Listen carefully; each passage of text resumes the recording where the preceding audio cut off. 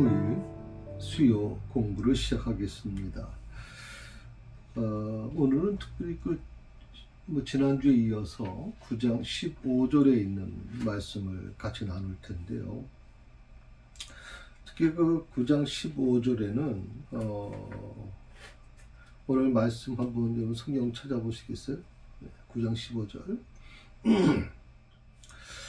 원래는 지금 우리가 6번째 재앙을 공부하고 지난주에 공부했고 이제 7번째 재앙을 공부하다가 계속 이어져 갈 텐데요. 특히 7번째 재앙이 이제 우박에 관련된 재앙이거든요. 그래서 오늘 15절에 있는 말씀을 같이 한번 읽어봅니다. 내가 손을 펴서 돌림병으로 너와 내 백성을 쳤더라면 내가 세상에서 끊어졌을 것이나. 돌림병이라고 하는 말을 썼고요. 돌림병은 물론 더운 지방에서 흔히 발생했던 이 전염병을 이제 의미하는 거죠.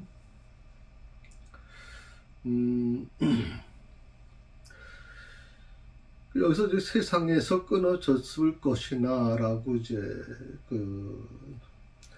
문구가 나와 있잖아요. 그 문구는 이렇게 한번 생각해 볼 수가 있어. 왜 하나님께서 애국과 바로를 즉시 멸망시키지 않으셨을까? 바로가 하나님께서 계획하신 이스라엘 백성들을 이제 애국에서 나오게 하는 그 과정에 어떻게 보면 굉장히 걸림돌이 됐잖아요.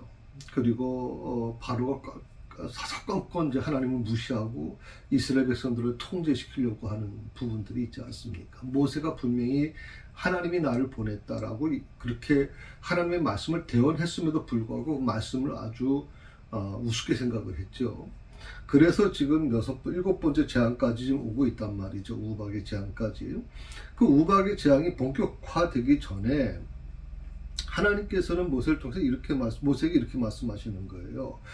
그러니까 하나님께서 이미 할 수 있었다는 거죠. 내가 손을 펴서 돌림병으로 너와 내 백성을 쳤더라면 내가 세상에서 끊어졌을 것이다 라고 그렇게 이미 하나님은 말씀하고 계세요. 이게 하나님께서 갖고 계시는 능력이에요. 하나님이 못해서 안 하시는 게 아니라 하나님은 할 수 있는데도 불구하고 하나님은 그걸 안 하셨단 말이죠. 왜 그러냐는 거거든요. 그래서 하나님께서 애국과 바로를 즉시 멸망시키지 않는 두 가지 이유가 있어요. 첫째가 뭐냐면 하나님의 능력을 바로를 통해서 세상에 나타내는 거예요. 그러니까 바로라고 하는 존재는 계속 우리가 이제 나누고 있지만 바로는 굉장히 하나님을 대적하는 자라고 우리가 생각을 하잖아요. 그런데 하나님을 대적하던 바로, 하나님의 말씀을 우습게 생각하던 이 바로를 통해서 놀랍게도 하나님의 능력을 세상에 나타내신단 말이죠. 전 지금도 이것이 계속 이어져 오고 있다고 생각을 해요. 하나님께서 하나님을 정말 잘 믿는 성도들을 또 택한 백성들을 통해서 일을 하시는 거 원칙이지만, 그러나 하나님을 대적하고 교회를 대적하고 때로는 목사를 대적하고 이런 대적하는 존재, 하나님을 대적하는 존재를 통해서 오히려 세상에 하나님의 능력을 나타내실 때가 있단 말이죠. 근데 한 가지 분명한 것은요, 바로 이 부분에서 우리가 좀 깊이 고민해 봐야 돼요. 하나님이 못해서가 아니라 안 하시는 거거든요. 그런데 우리는 사람들은 뭐라고 생각하냐면 하나님은 그럴 능력이 없으시니까 하나님이 정말 살아계시는 거야? 이렇게 우습게 생각을 한단 말이죠. 그러고서 이제 하나님을 대적하는, 바로처럼 대적하는 일들이 종종 일어나고 있다는 겁니다. 여기서 한 가지 애국과 바로를 하나님이 즉시 멸망시키지 않는 이 첫 번째 이유가 하나님의 능력을 바로를 통해서 세상에 나타내는 것이다. 바로는 어떻게 보면 하나님의 도구입니다. 비록 그가 하나님을 대적하는 자였지만 하나님은 바로를 통해서 세상에 하나님의 존재를 드러내신단 말이죠. 그렇게 생각해 보면 바로는 참 불쌍한 사람이에요. 불행한 존재예요. 불행한 존재. 예수님께서 가룟 유다를 바라보면서 가룟 유다가 태어나지 않았으면 좋았을 뻔했다고 했던 부분은 바로 그 부분일 거예요.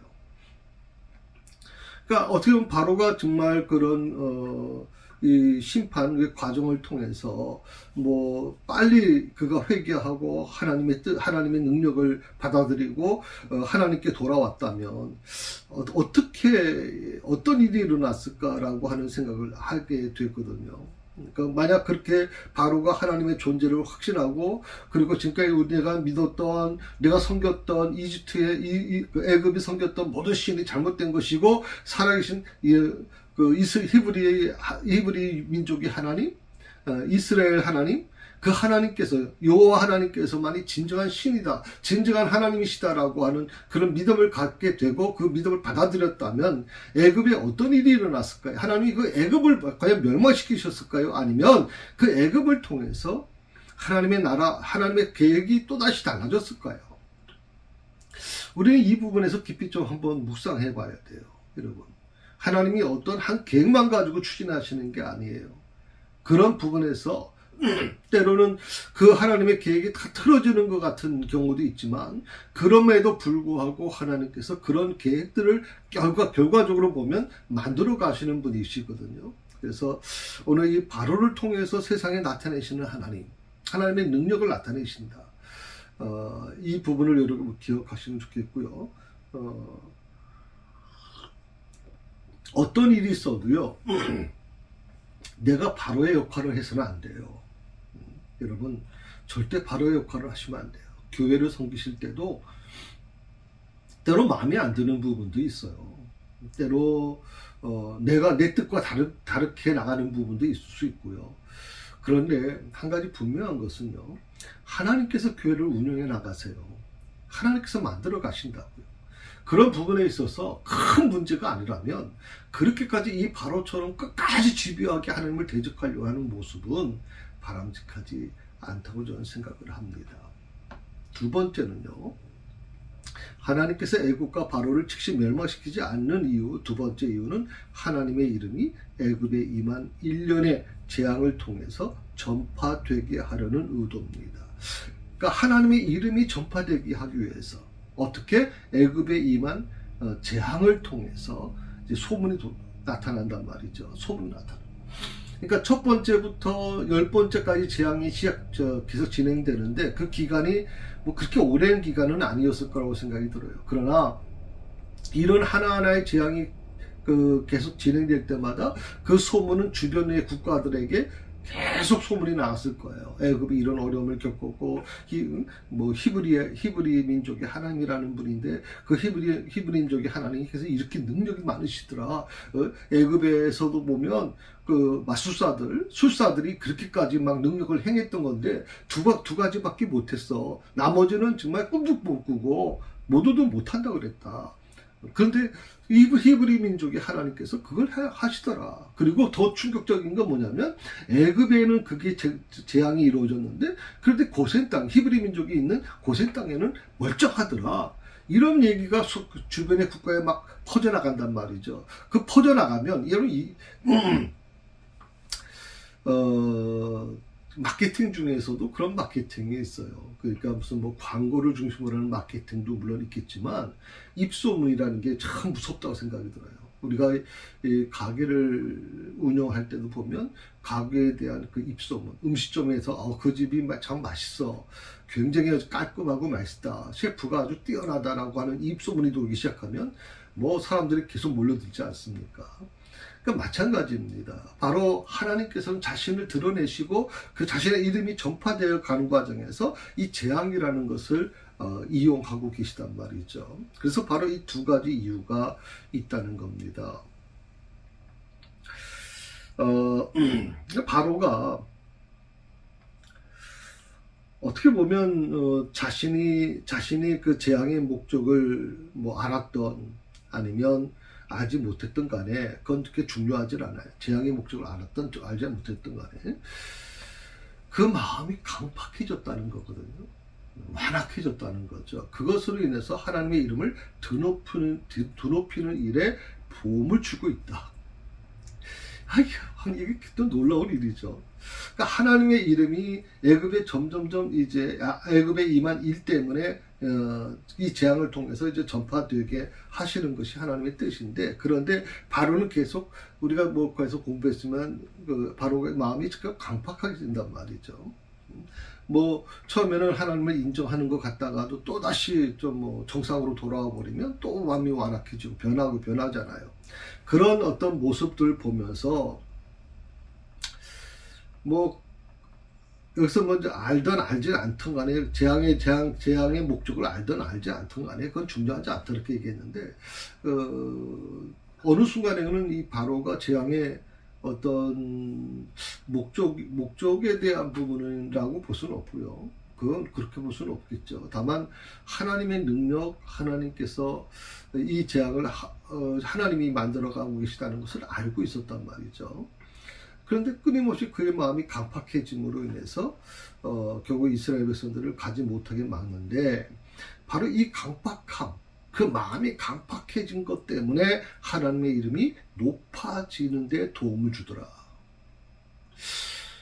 아까도 조금 내가 말씀드렸지만 바로가 한 서너 번 재앙 때, 한 네 번째, 다섯 번째 재앙 때 다 두 손 두 발 다 들고 하나님, 내가 이제 다 받아들이겠습니다. 이스라엘 백성들 다 보내겠습니다.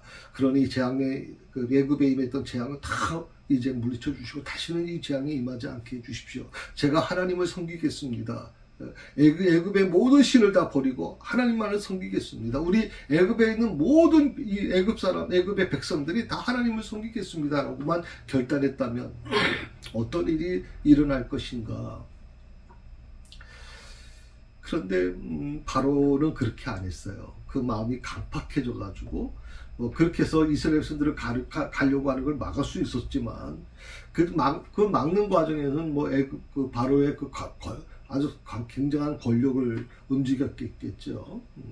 또 애굽의 그 막강한 군사력을 가지고 이스라엘 백성들을 막을 수 있었습니다. 그런데 그렇게 함으로 인해서 하나님의 이름이 더 높아지는 일에 도움을 주었다. 여기서 하나님께서 그 바로를 세우셨다는 게 뭘 의미하는 거냐? 뭐 바로라고 하는 이 존재가 뭐 하나님과 상관없는 존재인가? 왜 바로는 악의 화신이고 악의 어떤 그런 중심이 있는 자죠. 하나님을 믿는 하나님의 택한 백성을 핍박하는 자입니다. 그런데 놀라운 것은 하나님께서 바로를 세우셨다? 뭐 이렇게 목사님 이렇게 주장하시면 뭔가 좀 잘못된 거 아닌가요? 그러면 하나님께서 악을 허용하신다는 뜻인데 그게 무슨 의미가 있을까요? 여러분 성경을 보시면 하나님께서 이 사탄까지도 움직이신단 말이죠. 사탄도 하나님의 허락 없이는 움직이지 못해요. 욥에 대해서 할 때도 하나님의 허락하에서만 했어요. 하나님께서 욥에게 뭐라고 말씀하셨어요? 사단이 하나님께 이렇게 말하죠.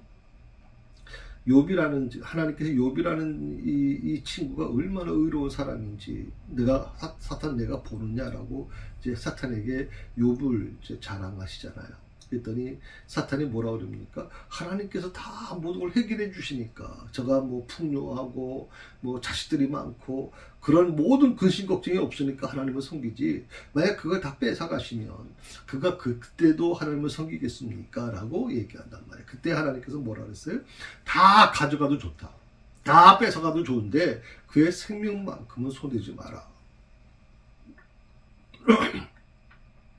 그러니까 사탄이 욥을 그렇게 모지게 핍박하고 모지게 시험했음에도 불구하고 그의 생명만큼은 손대지 못했어요. 왜? 생명의 권한을 하나님께서 주셨기 때문에 사탄도 그 이상을 넘어가지 못해요. 넘어갈 수가 없는 거예요. 왜? 하나님의 허락 없이는 할 수가 없단 말이죠. 이 바로도 마찬가지입니다. 바로도 자기가 이 애굽의 최고의 권력자로서 뭐든지 할 수 있다는 거죠. 왜? 그럴 수밖에 없는 게 생사 여타권을 갖고 있는 자니까. 맘만 먹으면 얼마든지 할 수 있는 그 위치니까. 그럼에도 불구하고 참 재밌는 것은요. 이 바로라고 하는 이 존재, 그 존재가 하나님의 허락 없이는 이루어지는 게 없다라고 하는 것에 대해서 바로 자신만 몰랐을 뿐이지 이미 하나님은 그렇게 만들어 가고 계셨단 말이죠.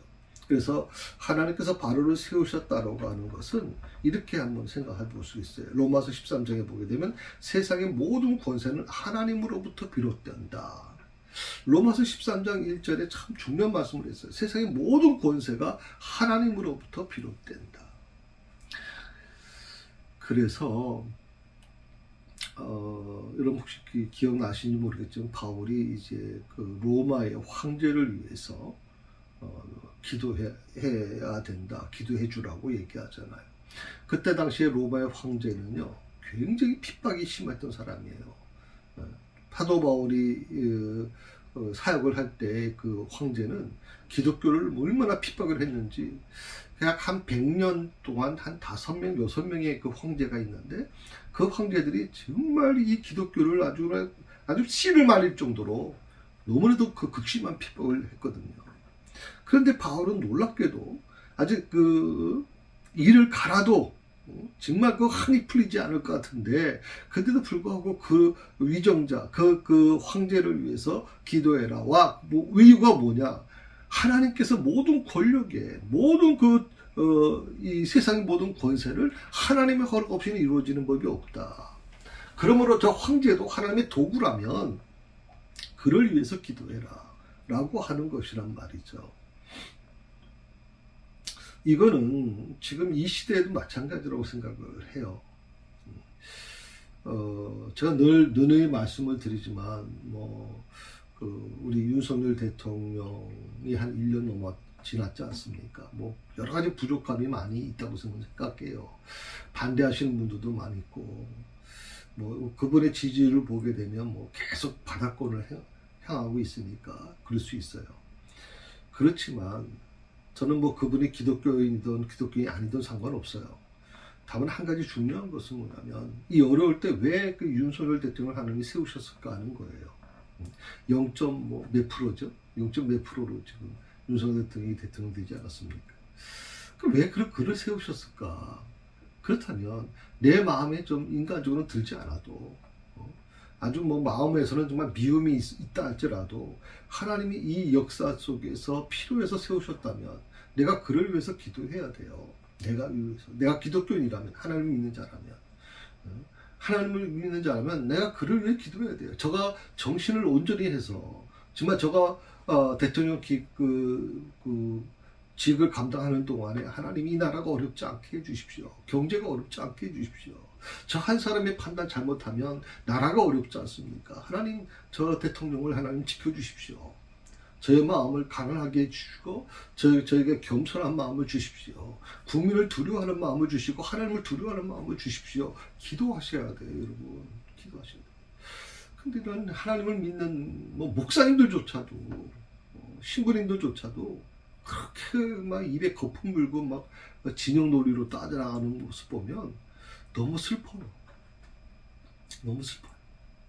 그분들이 저를 볼 때는 회색 분자다, 목사님이 왜 이렇게 선명하지 못하냐 이렇게 얘기할지 모르지만, 하나님의 말씀에 비춰보면 세상에 바로조차도 하나님의 어떻게 보면 하나님이 바로를 세우셨다라고 얘기한다면, 그가 악한 존재를 할지라도 하나님의 허락 없이 이루어지는 법이 없다라고 하는 이 하나님의 말씀을 우리가 믿고 의지한다면 하나님께 그 모든 것을 맡기고 살아가는 게 바람직하지 않는가. 세상의 모든 질서와 계획과 사건은요, 궁극적으로는 하나님의 뜻과 영광을 드러내게 돼 있어요. 하나님의 뜻과 영광을 드러내는 하나의 방편에 불과한 것이에요. 그러니까 세상의 모든 질서와 계획과 시간.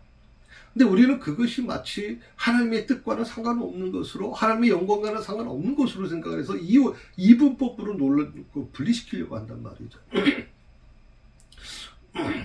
그러다 보면 어떻게 됩니까? 교회 안에서의 그런 사고와 또 교회 밖에서의 사고가 달라요. 저는 그게 너무나도 좀 안타깝다는 생각을 해보거든요. 이 세상의 모든 질서와 계획과 사건은 궁극적으로는 하나님의 뜻과 영광을 드러내는 거예요. 그걸 위한 어떤 하나의 방편에 불과하다는 거거든요. 그게 바로 로마서 11장 36절에 나오는 말씀이에요. 사도 바울이.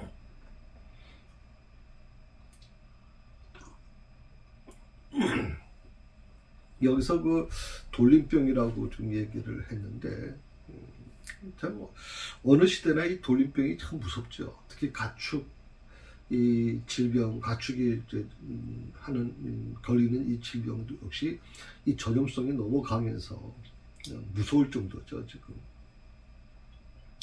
근데 이 돌림병이 성경에 보면 하나님의 심판의 수단으로 자주 언급되는 걸 봐요. 그 돌림병이 하나님의 심판의 수단. 그래서 세상에서 끊어졌을 것이나 라고 하는 이 문장은 죽음이나 패망을 의미하는 완곡한 표현인데요. 그러니까 세상에서 끊어진다는 거예요. 끊어진다. 이거는 레위기 18장에 보게 되면 그 단순히 어떤 육체적인 죽음이나 패망을 의미하는 것도 있지만 이스라엘에서는 공동체로부터 추방을 의미하는 것으로 쓰여지기도 했어요. 세상에서 끊어진 것이나 그러니까 이스라엘에서 공동체로부터 추방을 당하는 것. 지금도 이제 뭐 인도네시아나 저 근동 지방에는 파키스탄도 마찬가지죠. 기독교를 믿게 되면 개종을 하게 되면 기독교로 가족으로부터 이제 추출됩니다. 가족으로부터 떠나야 됩니다. 그리고 사회에서 보장을 받지 못하는 거죠. 다시 말하면 그 사회에서 끊어져 버리는 겁니다. 그게 가장 두려운 거죠. 뭐 부모 자식 간의 관계가 끊어지고 형제 관계가 끊어지고 주변에 있던 친구들과의 관계가 끊어지고 그야말로 완전히 고립돼 버려요. 그래서 그가 죽든 살든 상관하지 않아요. 경찰 공권력도 관여하지 않아요, 여러분. 그래서 굉장히 무서워서 이 개종을 한다는 것에 대해서 굉장히 두려움을 가져요. 그럼에도 불구하고 참 그 어려운 환경 속에서 하나님을 믿고 기독교로 개종하시는 분들을 보면 전 정말 존경스러워요. 정말 존경스럽습니다.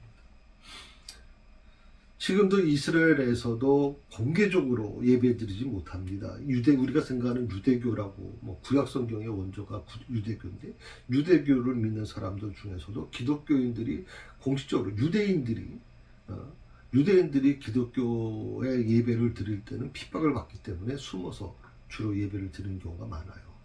뭐 이슬람은 그럼 더 이상 말씀 안 드려도 되고요. 저 불교도 힌두교도 마찬가지입니다.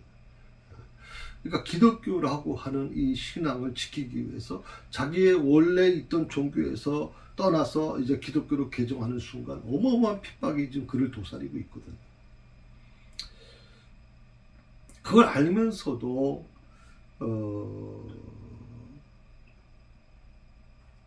기독교를 선택하는 그 부분들을 보면 정말 저는 존경스러워요. 정말 존경스러워요.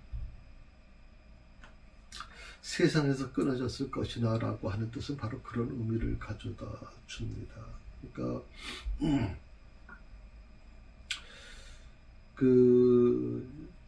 다시 반복드립니다만 하나님께서 바로의 그 강박함, 완악함에 따라 그를 징계했다면 그는 멸망당할 수밖에 없다는 것을 그런 이런 표현을 쓴 거죠. 그럼에도 바로를 계속 생존케 하신 이유를 몇 가지 좀 제가 말씀을 드렸잖아요. 그게 특별히 그 16절에 보게 되면 그 부분을 좀 설명해 주고 있는 거죠. 그 다음에 한번 16절 같이 읽어볼까요? 내가 너를 세웠으면, 너는 누구예요? 바로입니다. 그러니까 하나님이 바로를 세웠으면, 그래서 아까 전에 말씀드린 것처럼 하나님께서 바로를 세우셨다라고 하는 것을 말씀드렸어요. 나의 능력을 내게 보이고, 능력을 보인다고 말씀드렸고, 그 다음에 내 이름이 온 천하에 전파되게 하려 하였음이니라. 아까 전에 말씀을 드린 거죠. 이 두 가지입니다. 네. 하나님이 바로를 세우신 것은 하나님의 능력을 바로에게 보이는 것이고, 그리고 하나님의 이름이 온 천하에 전파되게 하려는 것이다. 그래서 바로를 선택하셨다.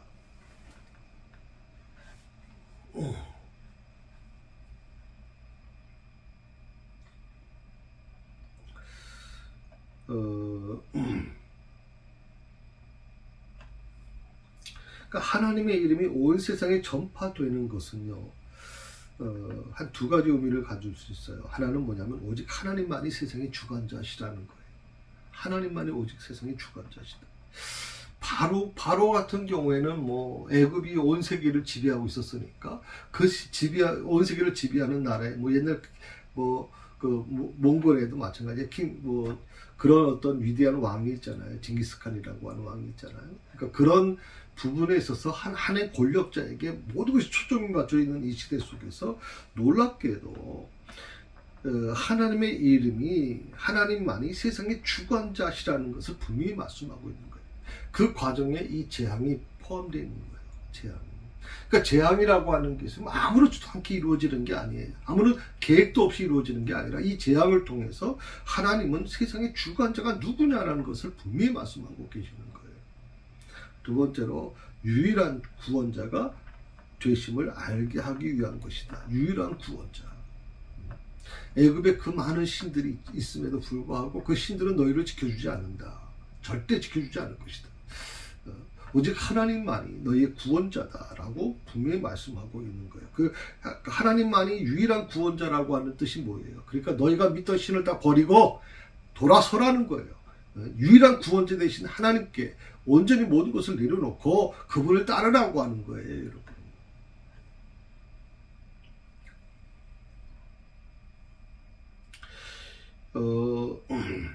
이 내용이 어떻게 보면 우리 하나님을 믿는 우리들이 세상에 믿지 않는 자들에게 전파해야 될 메시지의 어떤 주요 내용이 아닌가. 이 복음을 전한다라고 할 때 복음을 전한다는 게 뭘 의미하는 걸까요? 바로 이거예요.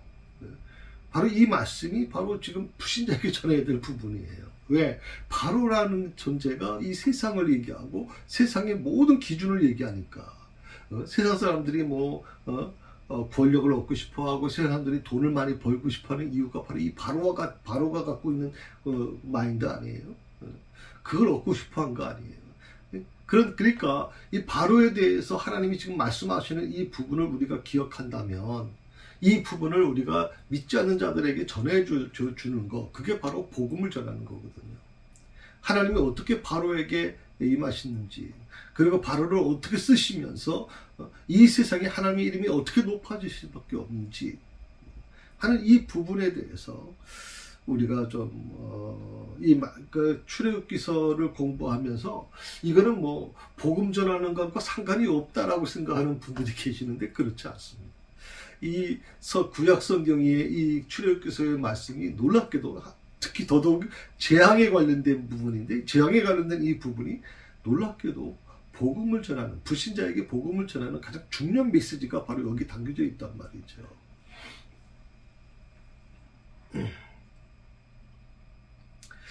교회 나오세요라고 하는 것이 보통 우리가 복음 전할 때 주로 하는 얘기죠. 예수 믿으세요. 근데 문제는 뭐냐면 왜 예수 믿어야 되는가에 대해서 설명하기를 못하잖아요. 딱 한 가지죠. 하나님만이 세상의 주관자시기 때문에 하나님만이 당신의 삶의 주관자시다 라고 분명히 얘기해 주는 거. 유일한 구원자가 되신다 하는 것을 분명히 선포해야 될 부분이 그 메시지 속에 담겨 있어야 된다라고 하는 것이죠.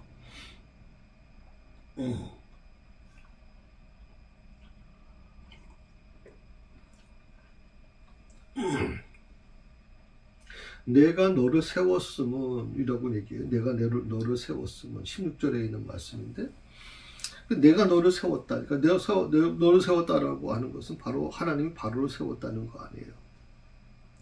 바로를 생존케 하시고 바로에게 그의 고의를 유지케 하신 이유가 나타나 있는 거죠. 그게 뭐냐면 결국 바로에게 하나님의 존재를 바로 인식시키는 것이고, 그리고 자신의 무가치함을 저실히 깨닫게 하여 하나님의 뜻에 순복하도록 하기 위한 것이고, 두 번째는 결국 하나님이 바로를 세웠다는 것은 여호와의 이름조차 알지 못했던 당시의 열방들에게 대국 애굽의 재앙의 사건을 통해서 여호와의 이름의 능력을 제시하기 위한 것이다. 그러니까 바로의 존재, 바로에게 하나님의 존재를 바로 인식시키는 것이고요.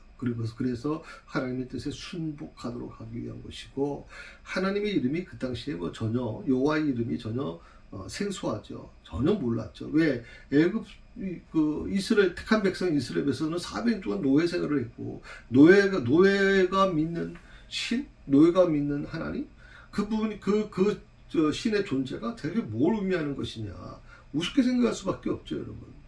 왜? 이 세상은 오직 눈에 보이는 권력에 의존하고 눈에 보이는 어떤 그런 질서에 따라서 평가하기 때문에, 다른 것도 아니고 노예 신분으로 있는 이 히브리 민족이 믿는 하나님, 그 히브리 민족이 믿는 하나님 여호와가 대체 뭘 의미하겠나, 그게 무슨 힘이 있겠나 라고 생각을 하는 거예요. 바로도 처음에 그 말을 한 거예요, 모세한테.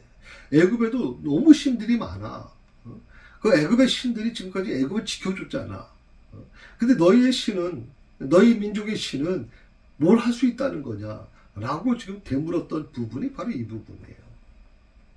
어쩌면 이런 의미에서 이 10가지 재앙은 여호와께서 당신만이 열방을 주재하시는 유일한 참 신이 되심을 선포하는 행위가 된다라고 하는 겁니다.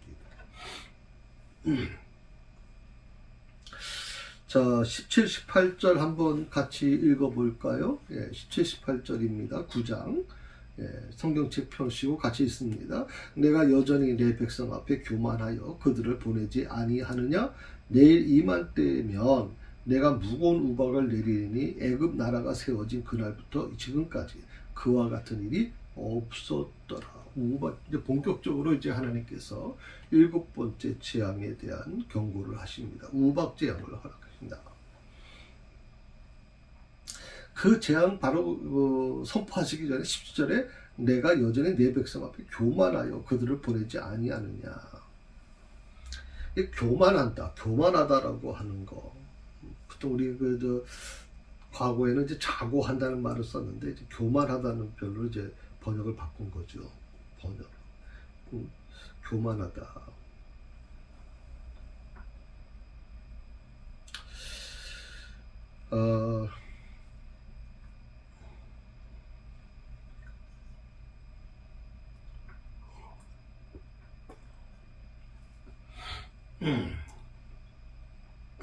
이 바로라고 하는 이 존재는요, 참 어떻게 보면 6번째 재앙까지 겪었잖아요. 악성 종기까지 겪었거든요. 상당히 힘든 시간입니다. 그런데 이런 계속되는 재앙을 경험하면서도 하나님 앞에 무릎을 꿇지 않아요. 그리고 계속 고집합니다. 이스라엘 백성을 해방시켜 주지 않은 이 부분을 계속 고집해요. 6번째 재앙까지도 이거 무서운 재앙입니다, 여러분. 6번째 재앙이 계속 연달아 왔다고 생각해 보십시오. 나라적으로도 큰 타격을 받았을 것이고, 이 애굽 백성들조차도 굉장히 힘든 시간을 보냈을 겁니다. 때로는 이 바로에 대한 원망도 나왔을 것이고, 자신들이 믿는 신이 옳은가에 대한 여러 가지 고민이 나왔을 거란 말이죠. 근데도 불구하고 이 바로가 하나님의 뜻을 따르지 않는 모습 보면 참 안타깝게 생각이 들죠. 저는 그래서 이런 생각을 좀 해봤어요. 바로가 이 재앙을 경험하면서도 하나님 앞에 무릎을 꿇지 않는다. 요즘 우리 시대를 보면 그런 게 느껴져요. 그러니까 신이 그러니까 하나님에 대한 존재가 우리가 80년, 90년, 2000년 초만 해도 굉장히 이 기독교의 신앙에 대한 부분이 굉장히 공허함을 해결해 주는 굉장히 중요한 부분이었어요. 그래서 어떻게 보면 하나님에 대한 절대적인 의지함이 굉장히 많았었거든요. 아주 처절했죠. 기도하시는 분들 보면 정말 눈물 콧물 흘리면서 정말 처절하게 하나님께 기도했거든요. 그런데 이제 어떻게 보면 우리나라 같은 경우에는 지금 불과 60년 만에 아주 한강의 기적을 이뤘잖아요. 선지급 방열에 벌써 다 들어가 있지 않습니까? 그러다 보니까 어떤 현상이 일어나냐면 돈이 모든 것을 다 지배하기 시작하는 거예요. 특히 우리 사회는 미국하고 달라서, 미국이 분명 어떻게 보면 전 세계에서 가장 큰 나라죠. 선진국 중에서도 제일 위에 있는 나라 아닙니까? 그럼에도 불구하고 미국에 사는 사람들조차도 놀랄 정도로 우리는 이 IT 강국입니다. 아주 워낙 빨리빨리 문화가 발전돼서 그런지 뭐든지 사회 구조 자체가, 사회 문화 자체가 완전히 달라졌잖아요. 어느 나라 가도 이렇게까지 완벽한 나라가 드물어요. 그런데 그게 좀 마음이 아픈 건 뭐냐면, 그러다 보니까 하나님을 향한 이 겸손한 마음이 사라지고요. 어떤 마음이 생기냐면 점점점 하나님을 대적하는 마음이 생겨요. 그 하나님이 계셔야 될 자리에 뭐가 있냐? 결국 돈이 자리 잡기 시작하는 거예요. 돈이 하나님을 믿는 믿음보다 돈을 믿는 것이 더 소중하게 느껴지고 더 필요하다고 생각하는 거예요. 왜? 돈이 해결해 주니까. 하나님은 아무리 내가 하나님을 붙들고 기도해도 하나님은 내가 원하는 시간에 내가 원하는 방식대로 해결해 주지 않으신단 말이죠. 그런데 돈은 해결해 준단 말이에요. 돈은.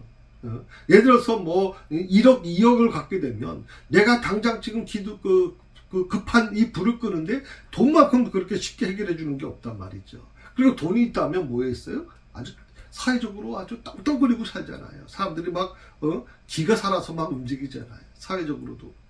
그러니까 마치 돈이 권력이 되고 돈이 나를 어떤 인정하는, 그런 나를 인정받게 하는 어떤 그런 도구가 되어버렸어요. 그 돈이 나를 지배하기 시작해요.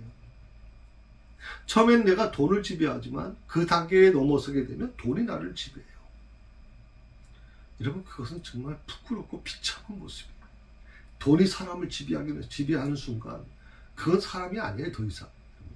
종이 조각 하나 가지고 그 종이 조각이 나를 지금 지배하고 나를 울게도 만들고 나를 웃게도 만들고 내게 마음에 깊은 상처를 주기도 하고 나에게 막 정말 희망을 주기도 하는 것이 종이 조각이다.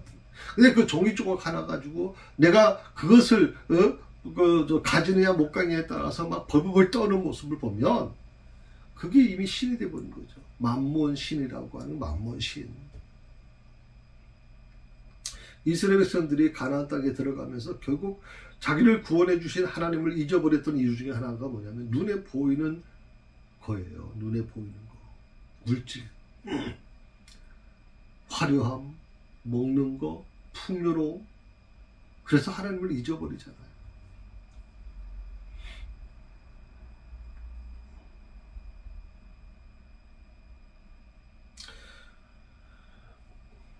이 바로라는 존재가 요즘 말로 하게 되면 쉽게 말하면 이제 물질, 돈이라고 생각을 한다면 참 이게 얼마나 지금 아주 정말 악착같냐면 하나님 앞에서 무릎을 꿇질 않아요. 계속 고집을 내려놓질 않아요. 그래서 결과적으로 보게 되면 결국에는 자기의 장래를 다 망쳐가게 되는 거죠. 여러분, 돈이라고 하는 것은요, 항상 그런 생각을 해요. 내가 돈을 움직일 수 있고 돈을 조절할 수 있고 돈을 다스릴 수 있을 때는 그 돈이 굉장히 유익하지만 그 돈이 내가 조금 전에 말씀드린 것처럼 나를 지배하기 시작하면, 그 돈의 힘 앞에 내가 굴복하기 시작하면 그때는 내 인생은 정말 아주 바닥을 기는 거고요. 정말 추락해버려요. 인간 이하로 추락해버린다.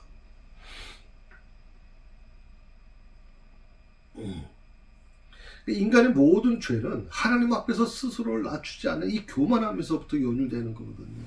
그래서 우리가 가장 중요한 것은 하나님 앞에서 자기를 낮추셔야 돼요.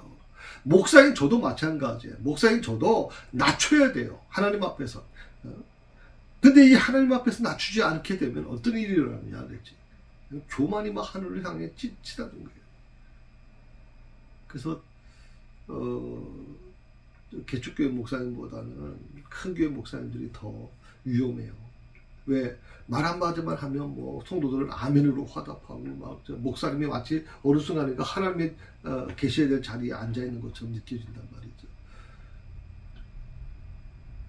그리고 그 교만의 종착역이 어디냐? 멸망이다. 잠언서 16장 18절에 교만의 종착역은 멸망이에요. 교만한 자는 결국 하나님이 버릴 수밖에 없는 것이고요. 하나님께서 관여하지 않으신단 말이죠. 그러면 오늘 이 바로가 강박해지고 바로가 점점점 완악해져서 하나님을 자꾸만 대적하려는 것처럼, 그럼 그럴수록 하나님은 바로를 계속 하나님이 그 바로를 붙들지 않으시는 한 바로는 계속 그 속에서 몰락해 갈 수밖에 없는 거죠. 그래서 교만의 종착역은 멸망이다. 이거 하나만은 여러분 꼭 기억하시면 좋겠어요.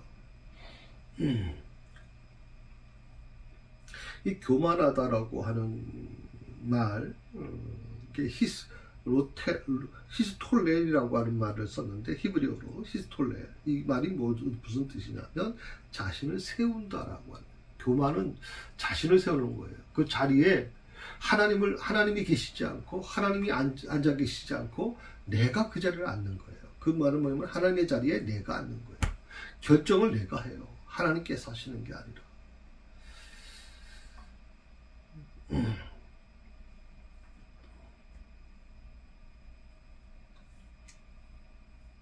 그리고 또 이 교만이라고 하는 그 히스톨렐이라고 하는 말의 또 다른 의미를 보면, 흙으로 뚝을 이제 쌓는다, 방어벽을 쌓는다라는 말에서 유래됐거든요. 그 바로의 마음을 잘 표현하고 있는 거죠. 그래서 이번에도 내일이라고 하는 우박 재앙의 그 발생 시간이 정확하게 예고되어 있음이 보입니다. 그래서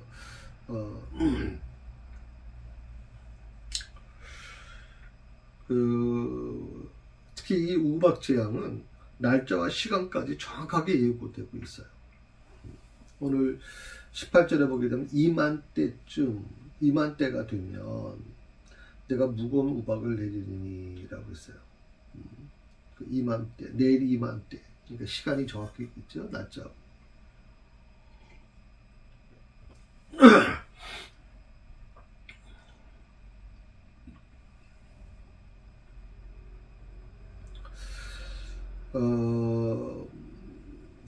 그 무거운 우박을 내린다. 그 우박은 우박이지 무슨 무거운 우박을 내리느냐, 그걸 생각을 할 수 있는데,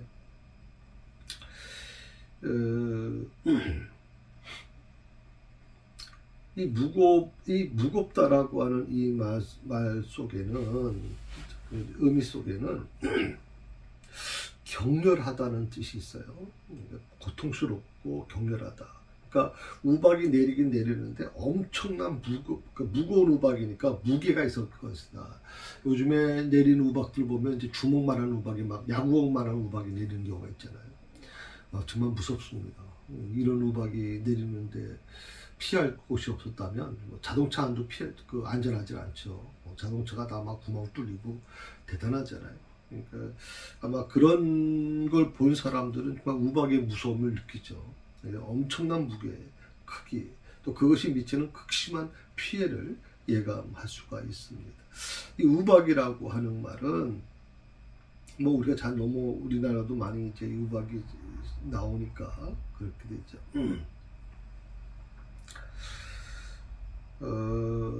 특히 이 우박은 그 겨울과 이른 봄, 12월에서 4월까지, 12월, 4월까지 이 기간 동안은요, 이제 우기가 이제 근동지방은 이 기간 바로 전까지가 우기거든요. 9월, 10월부터가 이제 12월까지가 우기인데, 그 우기 동안에 비가 많이 와요. 그러면 들에 굉장히 이제 풀들이 많이 자라게 되죠. 그래서 이제 가축들이 들에 방목하는 시기예요. 우리처럼 이렇게 가둬놓고 가축을 키우는 게 아니라 한창 싱싱한 신선한 야채들, 신선한 풀들이 막 올라오니까 나가서 이제 가축들이 방목된단 말이죠. 그 어마어마한 애굽의 엄청난 가축들이 전부 다 방목되면서 들에서 이제 평화롭게 이제 풀을 뜯어먹고 있었을 겁니다.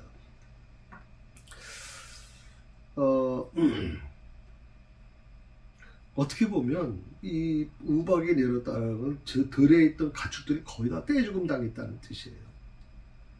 한창 평화롭게 이 풀을 뜯어먹던 이 가축들이 피할 장소가 어디 있겠어요.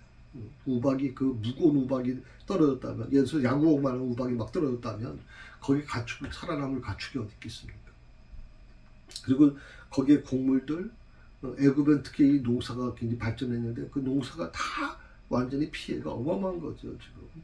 우리도 이 우박이 떨어지고 나면 그 특히 과수원에 뭐 과일들은 거의 남아나는 게 없다고 할 정도로 막 쏟아지지 않습니까? 그런데 여기서는요, 우박이 단순한 자연재해가 아니라 하나님의 특별한 재앙의 도구가 되었다라는 것을 강조하고 있어요. 자연적인 재해, 그 자연적인 재해에서 머무는 게 아니라 하나님의 특별한 재앙의 도구가 됐다, 우박이.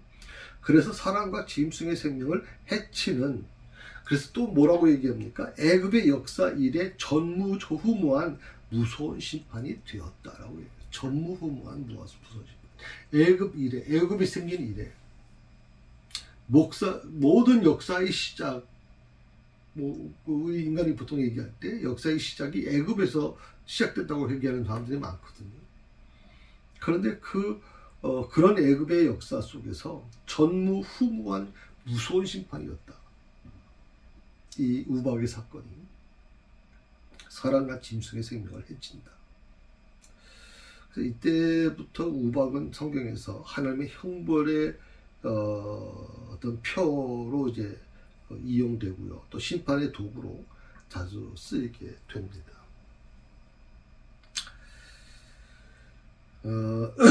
우리나라도 이제 그 우박이라고 하는 게 자연재해가 지금 많이들 지금 생겨나고 있어요. 특히 제가 알기로는 봄인가요? 그때 이제 갑자기 기온이 바뀌면서 이 사과나무에 이제 꽃이 제대로 열리질 않고 뭐 그래가지고 지금 사과 값이 많이 비싸잖아요 지금. 어떻게 보면 지금 우리가 아무리 농사꾼들이 최선을 다해서 농사를 져도 뭐 이런 자연재해 앞에서는 어떻게 방법이 없죠. 예, 방법이 없습니다. 비가 많이 오는 것은 그래도 방어할 수 있는 어떤 시간적 여유라도 있지만, 예고할 수 있지만, 우박이 그렇게 무섭게 쏟아지게 되면 이거는 정말 어떻게 하겠습니까? 비닐하우스를 어떻게 하겠습니까? 그걸 뚫고 들어오는데 뭐 지금 그 안에 있는 모든 곡식 다 난장판이 되고 그러는데.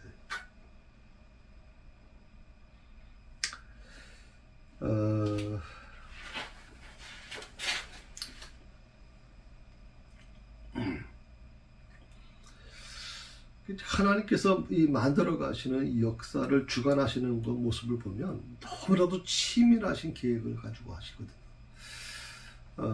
저도 좀 이렇게 성격이 좀 듬성듬성합니다. 제가 이게 뭐 디테일하게 하나하나 체크하고 이런 스타일이 아니고, 저는 좀 큰 그림을 가지고 목회를 해오는 목사입니다. 그러다 보니까 사실은 놓치는 것도 많이 있고, 그러다 보니까 또 우리 사모가 많이 좀 챙겨주는 것도 있어요. 제가 원래 제 성격이 굉장히 좀 아주 좀 여러분이 볼 때는 어떻게 요즘에는 좀 많이 달라졌지만 원래 제 성격이 굉장히 디테일합니다. 아주 굉장히 자세하게 만들어가는 그런 어떤 그 성격인데, 건강도 잃어버리고 목회를 하면서 많은 아픔을 이제 겪으면서 좀 많은 것이 흐름이 달라졌어요. 목회 스타일이 그렇게 자세한 것들보다는 큰 그림을 가지고 가려고 하는 모습들을 좀 갖게 됐어요. 문제는 이제 큰 그림을 그렸을 때 그 그림을 같이 공유하고 그것을 치밀하게 계획을 세워서 나가야 되는 이 평신도 사역이 이제 그렇게 만들어져야 되는데, 아직은 지금 저희가 그런 일꾼이 많이 부족한 건 사실이에요. 그래서 제가 늘 하나님께 새벽마다 기도하는 게, 의인 50이 언제쯤 하나님 허락해 주시는 겁니까? 아브라함처럼 그렇게 하나님께 물어요. 의인 50을 하나님 언제 허락해 주시나요? 3년을 이제 한 해를 돌아보면서 하나님께서 우리 교회에 정말 일꾼들을 사실 보내준 부분도 있어요. 그렇지만 의인 50까지는 아니잖아요. 하나님께서 의인 50을 허락해 주시면 소돔에 있는 소돔과 고모라의 그 멸망을 하나님이 막겠다고 말씀하셨잖아요. 멸망시키지 않으시겠다고 말씀하셨잖아요. 의인 물론 나중에 보면 의인 10명까지만 있어도 하나님께서 그 심판을 보류하겠다고 말씀하셨는데, 저는 우리 새사랑교회를 위해서 하나님께서 의인 50을 허락해 주실 거라고 저는 믿습니다. 그 의인 50이 같이 참여해서 그들이 일꾼이 돼서 하나님께 이루어진다면 놀라운 일들이 우리 교회에 일어날 거라고 저는 믿습니다. 지금 우리 청항이가 굉장히 여러 가지 지역적으로 굉장히 좀 벌써 25년, 24년 가까이 되면서 많이 좀 지역적으로 약해졌죠. 많이. 그래서 일부에서 주변에서들 교회를 이전해야 되지 않느냐라고 하는 얘기도 많이 있습니다. 하나님께 뜻이 있다면 그렇게 할 수 있겠죠. 그러나 아직 하나님께서 신호를 보내주지 않으셨기 때문에 저는 거기까지 생각하지는 않습니다. 다만 한 가지 중요한 것은 하나님께서 어떤 일을 해나가실 때 굉장히 치밀하게 계획을 세우신다는 걸 기억하시면 좋겠어요. 그걸 생각한다면 내가 그 치밀하게 계획하시는 하나님의 뜻을 어떻게 내가 맞춰드릴 수 있을까를 한번 우리가 생각해 보면 좋겠어요. 특히 내년 이맘때라고 하는 표현은 이제 하루의 시간을 주겠다는 거잖아요. 그 하루의 시간을 주는데 그 하루 시간을 주는 이유가 뭐냐? 바로에게 그 강팍한 마음을 돌이켜 회개하는 시간을 주시기 위한 거예요. 강팍한 마음을 돌이켜서 회개할 시간.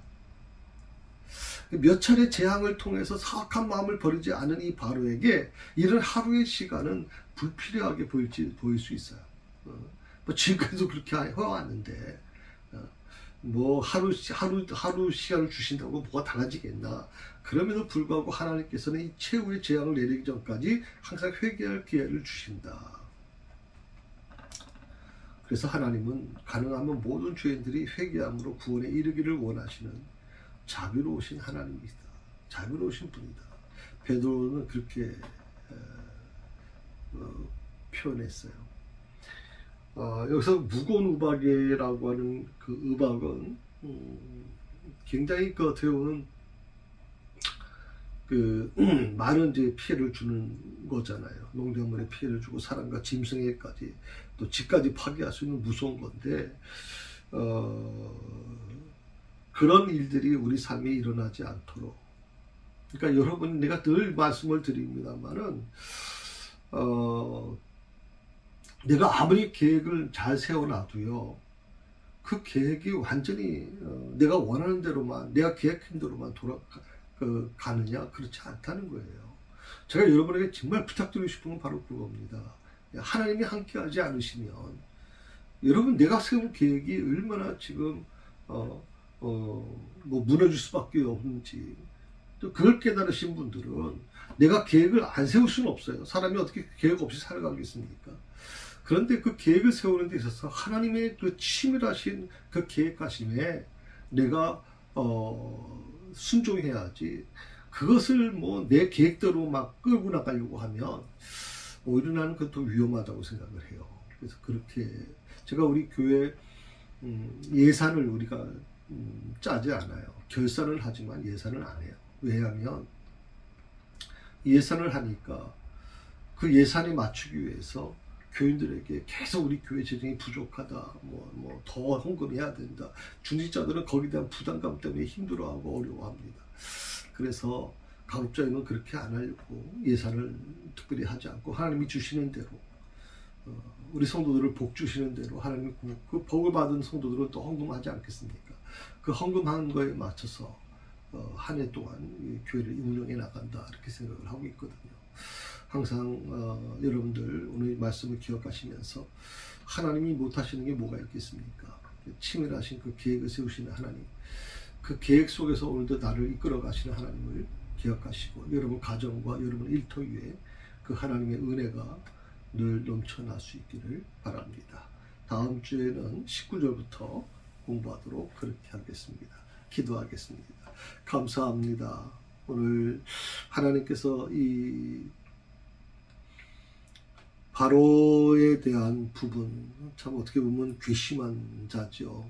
그럼에도 불구하고 그를 기다려 주시며 그가 다시 돌이키길 바라시면서 하루의 시간을 주시는 그 하나님의 은혜를 생각해 볼 때 너무나도 하나님 감사할 수밖에 없습니다. 오늘도 나의 부족함을 아시면서도 나를 기다려 주시는 하나님, 내가 다시 돌아와서 하나님의 뜻을 따르기를 원하시는 그 하나님의 놀라운 은혜를 우리 모두가 다 깨닫고 그 말씀 앞에 순종하는 그런 삶을 살 수 있게 해주시기를 간절히 원합니다. 오늘도 저에게 함께 주신 하나님께 감사를 드리오며 예수님의 이름으로 기도드립니다. 아멘.